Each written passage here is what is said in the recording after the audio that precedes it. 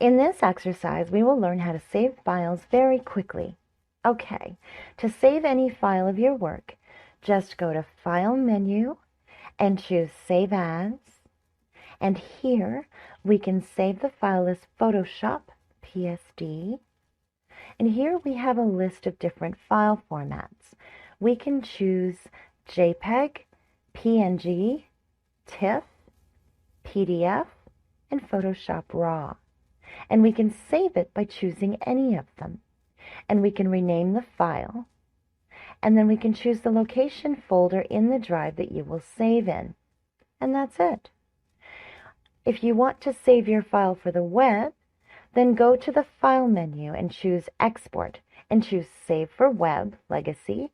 And here we can choose any file format: GIF, JPEG, PNG, WBMP, and we can save as transparent we can save with a transparent background by clicking this mark on.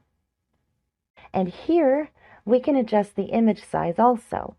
And here we can zoom in and out of an image to view it.